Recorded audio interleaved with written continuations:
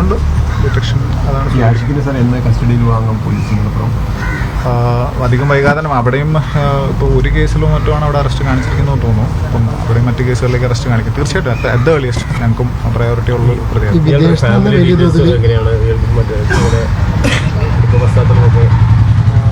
എല്ലാം അന്വേഷിച്ച് വരുന്നുണ്ട്. Too early to comment. വിദേശത്തു നിന്നുള്ള ലഹരി ഇപ്പോഴും കേരളത്തിലേക്ക് എത്തുന്നു എന്നുള്ളതിൻ്റെ ഒരു ജോലിയുണ്ട്. ആ രീതിയിൽ നമുക്കിതിനെ കാണാം. ഇത് ആരാണ് ഈ കൊറിയർ അയച്ചിട്ടില്ല? അത് അന്വേഷിക്കേണ്ടിയിരിക്കുന്നു. കാരണം ആളുടെ ആരാണ് അതിൻ്റെ അന്വേഷണം. ഇപ്പം നമ്മൾ സസ്പെക്ട് ചെയ്യുന്ന വ്യക്തി ആഷിഖാണ്. ആഷിഖിനെ അയച്ചിട്ട് പോകുന്നതായിരിക്കും. ആയിരിക്കാം, അല്ലായിരിക്കും. അപ്പോൾ അതെല്ലാം നമുക്ക് അന്വേഷണത്തിനകത്ത്. ഈ ചെന്നൈയിൽ വന്ന സ്ഥലത്തേക്ക് നമ്മുടെ അന്വേഷണം എത്തുന്നേ ഉള്ളൂ. അല്ലല്ല, ചെന്നൈ ഇൻ ദ സെൻസ് ഈ parcel it come to the destination. നമ്മൾ പറഞ്ഞത് എയർപോർട്ട് എന്നുള്ള ചോദ്യത്തിനകത്താണ് നമ്മൾ ചെന്നൈ എന്തായാലും ഡെസ്റ്റിനേഷൻ പ്രോപ്പർ ചാനലിൽ തന്നെയാണ്.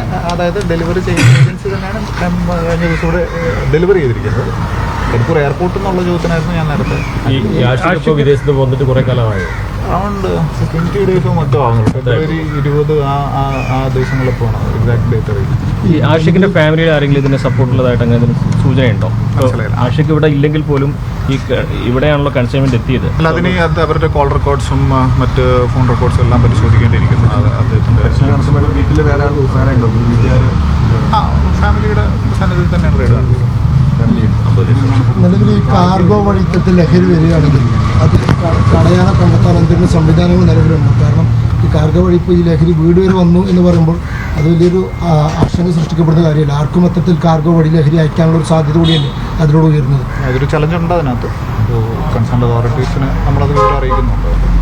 ഈ എയർപോർട്ട് വഴിക്ക് ഇത്തരത്തിൽ കാർഗോയിലൂടെ വലിയ തോതിൽ ലഹരി ഒഴുകാനുള്ള സാധ്യത നിലനിൽക്കുന്നു എന്നതാണ്.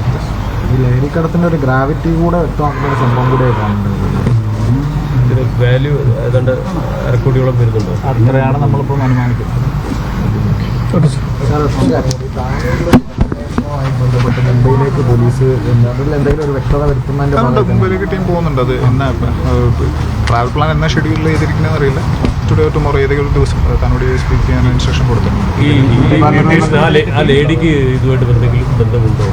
അതിനാണ് ഞങ്ങളൊരു ടീമിനെ അയക്കുന്നത്. തീർച്ചയായിട്ടും കുറച്ച് അഭ്യൂഹങ്ങളോ അതുമായിട്ട് ബന്ധപ്പെട്ട എല്ലാം ക്ലാരിറ്റി വരുത്തും. Investigation team will do travel എന്നാന്നുള്ളത് ക്യാൻ ഗെറ്റ് ഫ്രം